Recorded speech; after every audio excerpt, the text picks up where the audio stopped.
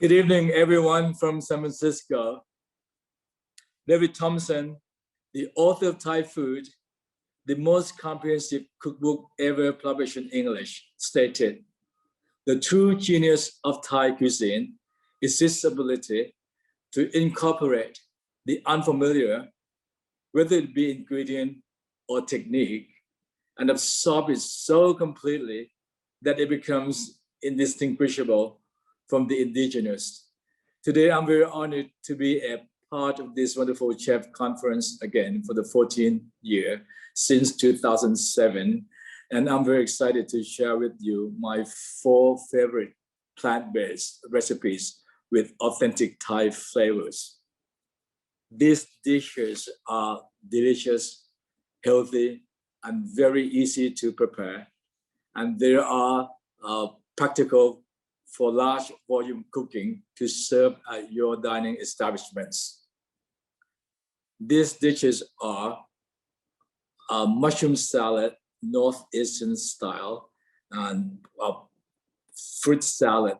And we have string bean with hot chili paste. And the last one is a typical Thai dessert, pumpkin in coconut sauce. First of all, let me give you some information about Thailand. This is the map of Thailand. Thai cuisine can be categorized into 4 geographical regions, namely the north, the northeast, the central plain, and southern Thai cuisine. Cuisine of the north, which is red color, and the northeast, orange one, is influenced by our neighbor, which is Laos. So in these 2 regions, sticky rice is the main staple for the northeasterners and the northeast people, whereas the 2 other regions, the people from central Thailand and southern Thai prefer regular jasmine rice. And the northeast region is the largest in the country. It covers about 1/3 of the country's land, bordered by Laos to the north and Cambodia to the south. And in this region, due to the impoverished nature of this area, the food in this region is very highly seasoned or well seasoned in order to make the most of it. A small amount of the bold flavored food goes a long way when paired with a bamboo basket of sticky rice. Rice farming is the core occupation for the people in this region. And in this region, there is a specialty cooking seasoning sauce, which is called para, or fermented freshwater fish, which has been fermented with sea salt, toasted rice powder, and rice bran, that I will have a short video to show you how this fermented fish is made later on. And out of the 4 regional cuisines, the cuisine from the northeast and from the southern Thailand are the spiciest. Okay, let me show you the first dish, which is northeast. This is the first dish, the northeast mushroom salad.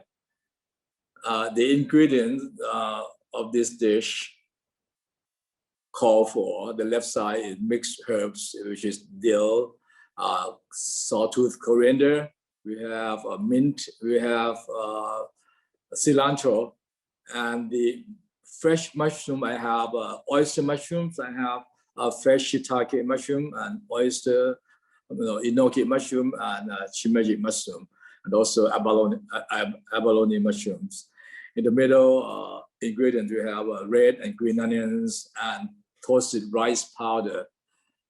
Let me show the ingredients for the toasted rice powder. Toasted rice powder is made from sticky rice, which has been cooked or dry fried, or you can bake this with fresh herbs, which is lemongrass, galangal, and kaffir lime leaves, until they become dark brown, like picture in the middle. And then you have to grind this toasted rice ingredients to a coarse powder to get the rice powder. So the toasted rice powder not only give a nice texture and aroma to the dish, the salad, it also bonds all the ingredients together. So after, okay, can you please, Marlene, show the video for the fermented fish? Absolutely.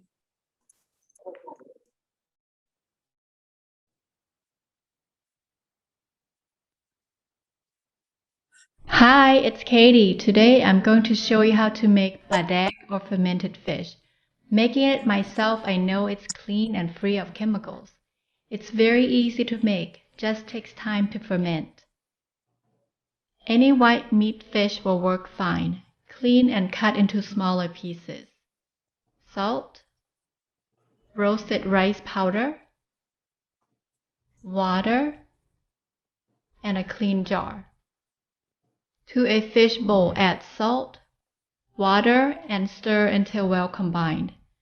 Set it aside 1 hour for the salt to melt.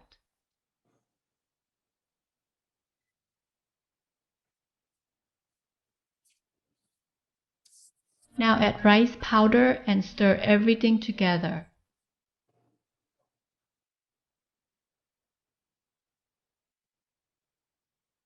Transfer the fish mixture into a jar.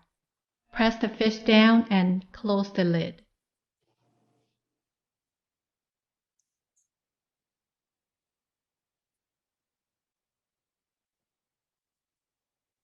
To make sure the jar is airtight, put plastic wrap and foil over the lid. Secure with rubber bands.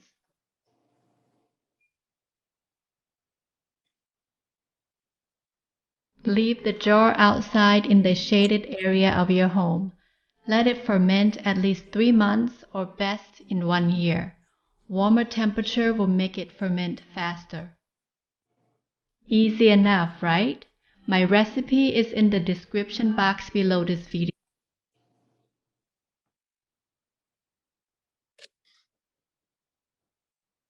Thank you, Marlene.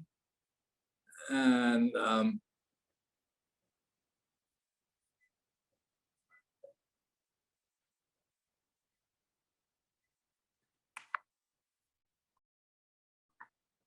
okay, that was the homemade fermented fish. So these are the commercial ones. Normally, all the fermented fish are fermented in earthenware jars like this.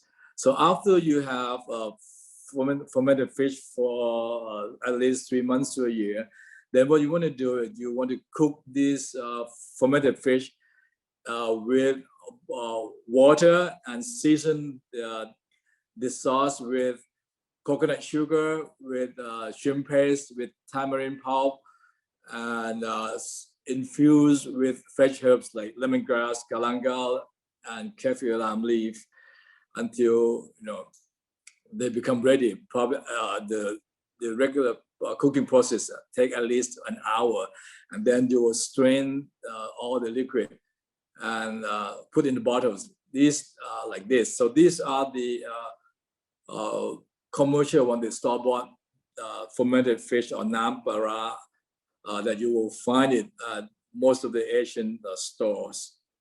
So fermented fish water, when added to any dish, develops a silky texture and it enhances all the dishes incredibly. So this is something that I'd like to share with you today. And also, let's take a look at the next step for the mushroom salad.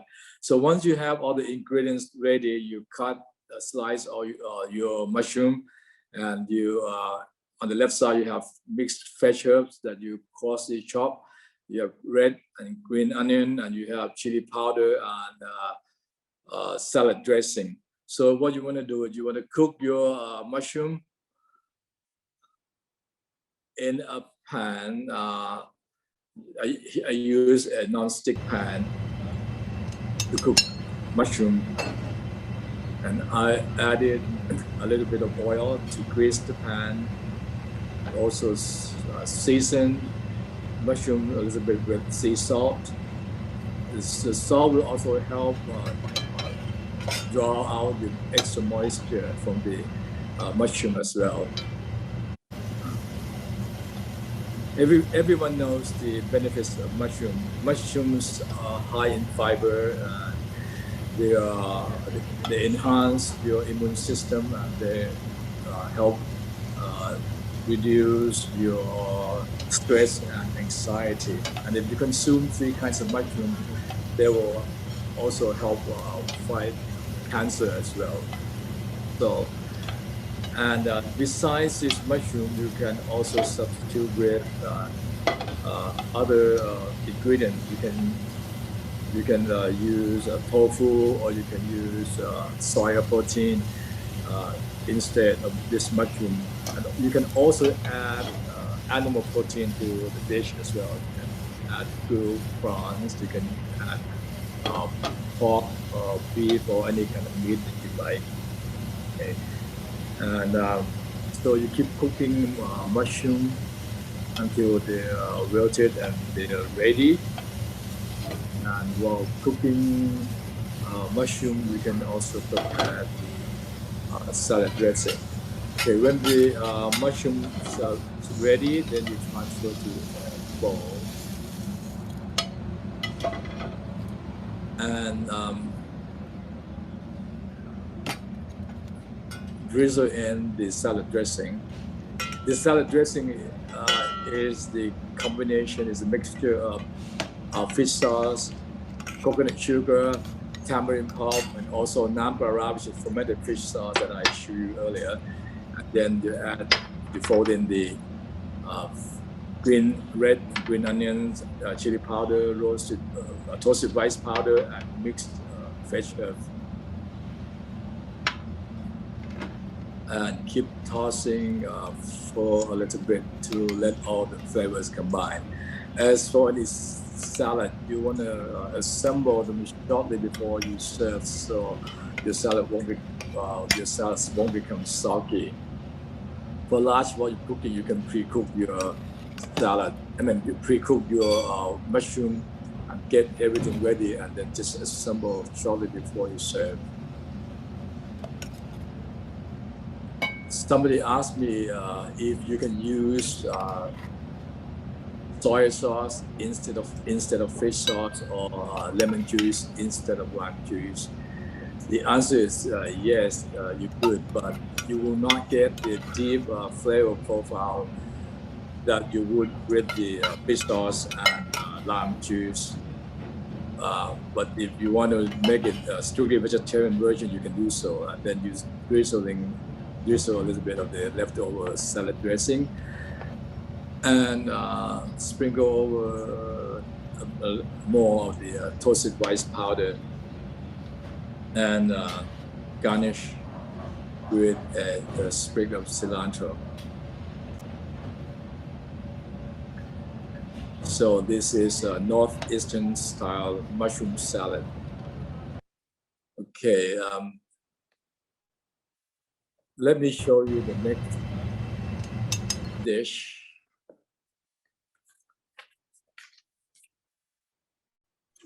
Chef, we actually have a question from the audience. Sure. Would a vegetarian broth be usable instead of fish liquid? You mean the seasoning sauce, right? You can use soy sauce and sea salt instead of the fish sauce. Yeah, yeah. Great, thank you. Okay, so the next dish is fruit salad. In Thai, we call yam polamai. The word yam means to toss or to mix, and polamai is fruits. So this dish is modified from the papaya salad, which is one of the most popular items in Thai cuisine. And actually, papaya salad was one of the 20 most delicious dishes around the world from the CNN travel last year in 2020. And out of these 20 items, 5 items of Thai food have been included in this list, which I'm so proud to share with you this information. Tom yum gung, which is spicy and sour soup with prawns, was number 4 on the list, and pad thai noodle was number 5, and papaya salad was number 6, and massaman curry was number 10. Massaman curry used to be number 1 the year 2017, and the green curry was number 19. So this salad is very tasty, refreshing, and very versatile. You can adapt to many versions. I will tell you the alternative ingredients later. Let me show you the ingredients for this salad. We have fresh fruits. I used green and red grape. I used green and red apple, and I used green mango and pineapple and avocado, which is good cholesterol. You can keep in mind that you can use any kind of fruits that you like. The best thing is to use fruits in season. This way it's cheaper, and you get the best out of fruits when they're in season. Okay, but I just keeping in mind that you want to balance the flavors and texture. Something soft, something crunch, something sweet, something sour, and the contrast in the color as well. So here I have long green bean in the small dish, and I have cherry tomato, and I have cashew nuts. Traditionally for papaya salad, we use peanuts, but if you are concerned about peanut allergy, you can change to any kind of nuts that you think it will be more suitable for your students. And I have chili and garlic in the small dish. And let me show you the next step. After you have all these ingredients ready, then you cut into bite-sized pieces. And on the left side, you have a small bowl of the salad dressing, which is the mixture of fish sauce, coconut sugar, tamarind pulp, and lime juice. And if you want to make it northeastern style, you can also add fermented fish sauce or nambara, as I showed you in the previous recipe as well. And you have chili and garlic and long bean here. So what you want to do next, you can use a mortar and pestle to pound this your garlic and chili to get the maximum aroma from these ingredients. And then when they're ready, then you add green long beans, and just gently bruise them. And you add the salad dressing in. If you don't have a mortar and pestle, you can also use a food processor to blend your chili and garlic, or together with your salad dressing. And this is traditionally a traditional way that we make papaya salad. And then you add the ingredients for all the fruits, and keep gently tossed to get to mix with the salad dressing. Besides this fruits, you can also use a cucumber, or you can use chayote to as an alternative ingredients for this salad. And what you do, you just cut into small strips, cucumber and chayote, or you can julienne or grate it. And the rest of the method is prepared in the same manner. So this is, as you can see, the Thai salads do not call for any oil. So this way, the flavor profile is very refreshing. It's not rich and very filling like Western salad dressing. So this way you can consume more, and the flavor of the salad, sweet and sour, spicy and salty, is help invigorate your palates and to prepare you for the next courses. in Thailand, salad could be eaten any time of the day as snacks as well. So this is the yam polamai. Okay, so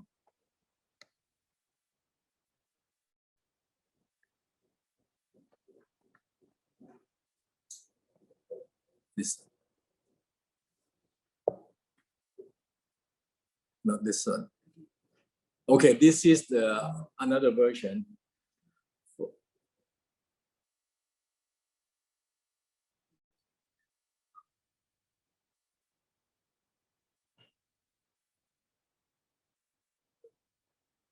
Okay, this is another. Okay, this is another version that I make it more elegant and add extra flavor. I add passion fruit to give it a nice aroma and also to enhance the refreshing flavors. So this is optional. Okay, so it's very very nice to if you want to make it more expensive looking. Okay, so or besides this fruit, you can also use corn or corn in the cob. Well, you can grill the corn in the cob and add to this salad to give it a nice extra texture and also smoky flavor as well. And you can use dragon fruits. You can use guava or any berries, strawberries or blueberry as well. So this is very versatile as is, to make it. Okay, so let me show you the next dish is pad pricking. This is string beans with hot chili paste with prawn. We call pad pricking gung. The word pad means to stir fry. Pricking is the name of the dish, and gung is prawn. So this is one of the best-selling dishes at my restaurant also. And instead of the protein, you can also substitute with mixed mushroom, and also you can substitute with tofu or soya protein or any fake meat that you like to make it vegetarian. Okay, let me show you the also the ingredients first. Okay, this is okay. These are the ingredients for the string beans. Okay, traditionally we use long green bean in the back, but since long green bean is not available all year round, so at my restaurant I use string beans. And when it's fresh asparagus is in season, you can also replace with fresh asparagus, or you can use snap peas or snow peas as well. And I use prawn in this dish, and I have a red chili jalapeno in order to make it a nice extra color. So let me show you the ingredients in the curry paste. You can use a store-bought red curry paste. I want to show you what ingredients there are in the curry paste. So the basic ingredients in curry paste are dry chilies, garlic, shallots, and kaffir lime leaf, lemongrass, and galangal, and shrimp paste. So these fresh herbs, the medicinal properties in these fresh herbs are beneficial to your health. They help enhance your immune system and also fight many kinds of diseases. Okay, so there are two ways of making this curry paste. You can do traditional style by using a mortar and pestle to grind up all these ingredients until they become fine paste. Or you can use a mortar, or you can use a blender to blend this. To use a mortar and pestle is laborious and time-consuming. which takes about at least half an hour to 40 minutes. But if you have time, I would like you to try experimenting doing this. So it's very worth trying, because curry paste that is made from modern pesto has more dense intensity and integrity than curry paste that is used that is made by machine, because all the essential oil from the fresh herb will combine, and then your curry paste will have a deeper flavor and tastes. Okay, so these are the curry paste. So let me show you the next step. Okay, what you want to do, you want to cook your string bean in hot oil for a quick blanch for about 15 to 20 seconds, and then transfer, put them aside, and then start cooking your protein. Okay, so the reason I cook the proteins separately from the beans, because this way you can control the doneness of your ingredient. Otherwise, you cook two ingredients at the same time, then they don't cook at the same time. So this is the best way to do. So just cook all the ingredients and put aside, and then you can, for large volume cooking, you can also pre-make your sauce and get all the ingredients ready, and then assemble shortly before you serve. This way your food will look very nice and fresh when served. Okay, so when the prawns are just cooked, then you just want to strain them and use a little bit of oil and cook your curry paste. And here I add extra minced garlic to give it a nice aroma. And then you want to cook your curry paste to get the maximum aroma from all the ingredients. And when the curry paste is ready, then you add your seasoning ingredients, which is fish sauce and a little sugar. As I say, you can substitute fish sauce with soy sauce and salt as well. You want to make it strictly vegetarian version, and then you add return all the cooked ingredients inside and just assemble, stirring a few times, and everything is cooked, so they're ready. So you don't need to cook it too long. So these are ready. Okay, so and then I top or garnish a little bit with finely julienne kaffir lime leaves to give it a nice aroma.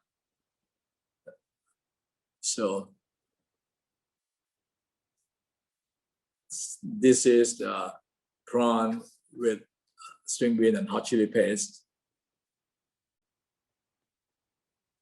So Chef, and we have a question asking, yeah. Is there a substitute for the fish paste that is, or sorry, for the shrimp paste that is plant-based if they don't want to use it?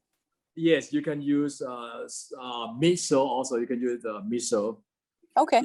Yeah, or salted soybean as well. Yeah, to make it strictly vegetarian. Yeah, it's very nice. It's very fine. Okay, so now let's move to desserts to finish our meal. Okay. For Thai, these are the fundamental ingredients in Thai desserts. We have sticky rice flour. We have rice flour in the middle. We have tapioca flour, the blue bag. And in the back, we have fresh coconut. We have coconut milk, and we have coconut sugar. So these few items we can create an array of many wonderful Thai desserts with different flavors and textures. This is one of those examples. This is agar cake. It is made from agar with coconut water and coconut milk and a little sugar, and we put it in the mold and make it to a beautiful cake shape like this. So Thai cake or Thai desserts are very light comparing to the Western cakes. Is not as rich, so you can eat more and it's very refreshing. So let me show you the next one. So besides this cake, we can also make this is dumpling, Thai dumpling. It is made from sticky rice flour, and the yellow color is from the pumpkin meat that we mixed in the dough, and then we put it, we boil it, and then the middle layer is the green color is from pandanus extract, which is the natural color, and the bottom layer is from taro meat. So we cook this in coconut sauce and with a little coconut sugar and white sugar. So, and from this dough, we can also make another wonderful dish. Here we call Kanom Tom or Thai mochi. This green dough is the same as the previous the dough that we use in the dumpling, and we stuff this dough with coconut ball, which is made from young coconut meat that was cooked in coconut sugar and coconut milk, and roll into a ball and stuffed in this flour, and then we cook in boiling water, and then once they're float, we scoop them up and we mixed in young coconut meat.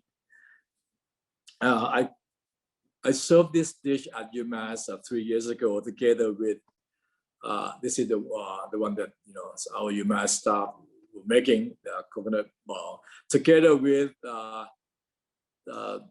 tapioca pudding, and everybody loved this. This tapioca pudding is made from tapioca and sweet corn, and also taro on the bottom layer, and the top layer is made from coconut milk with flour and sugar. So this is very delicious.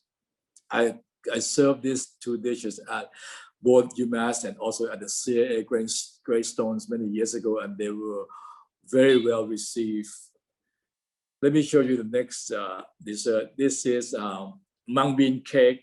It is made from steamed mung bean cooked in egg, coconut milk, and coconut sugar, and we bake it, and we top with crispy shallots.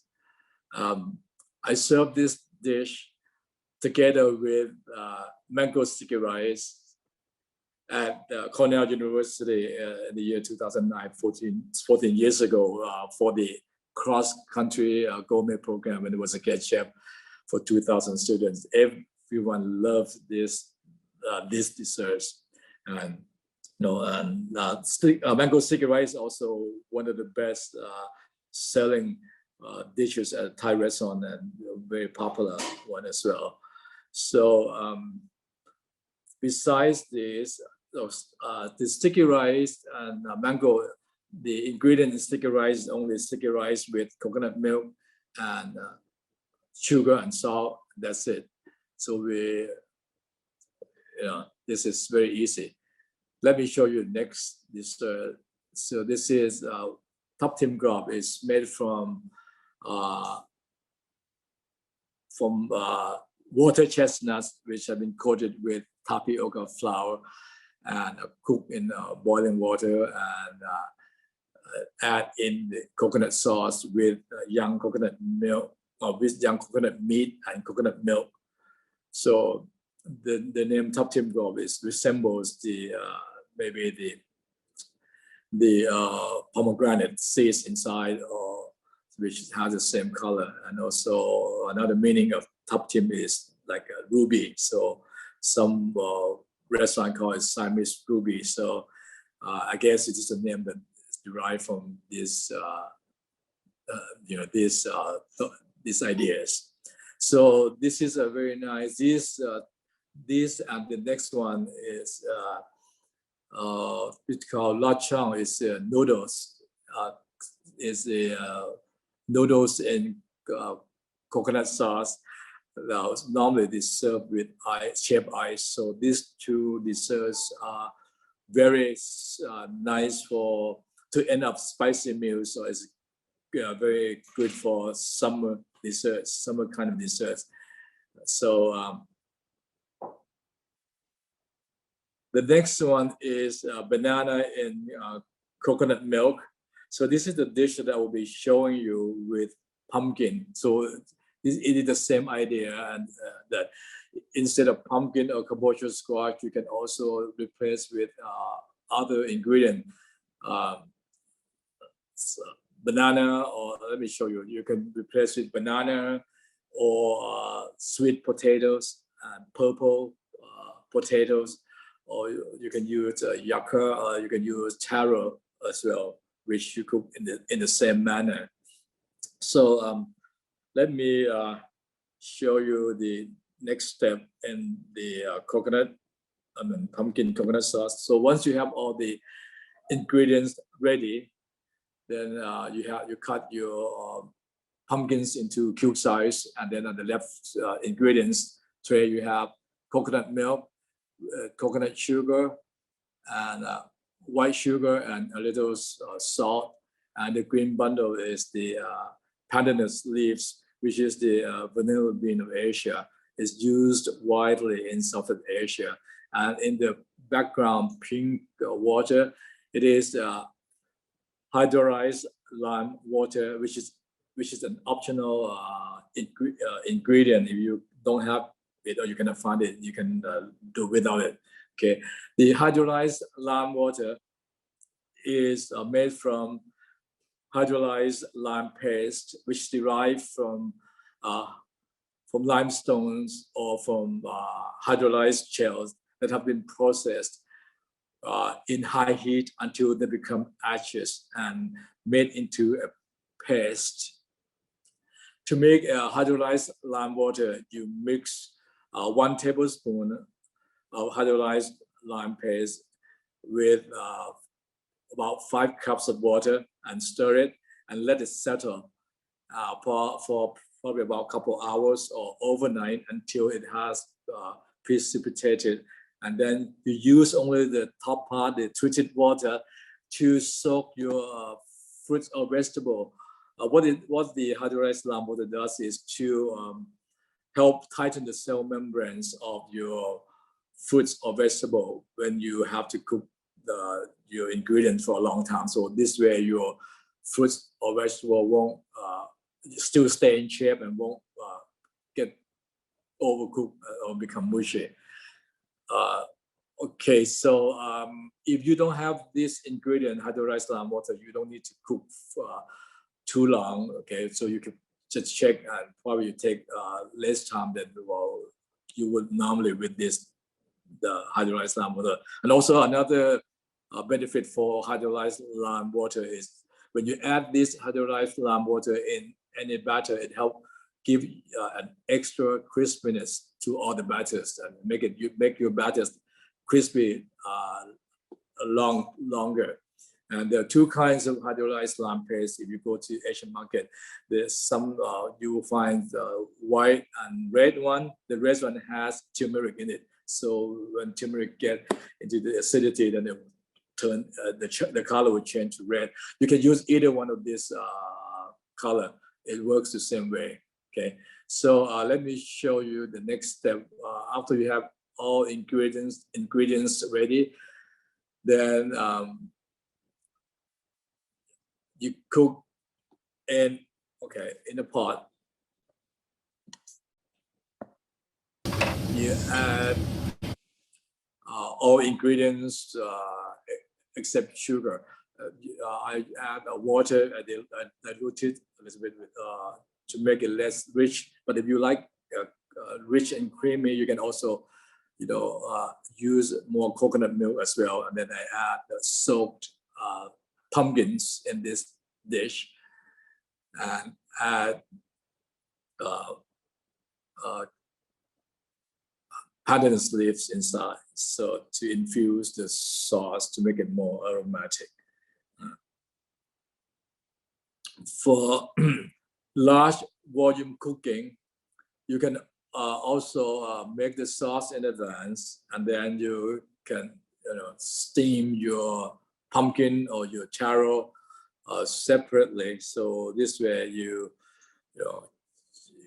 can control the doneness of your ingredients, and also you can just add them in and warm it probably about 10 minutes or shortly before you serve, because this kind of dessert is normally served warm, and it's very good for winter time, to keep you warm.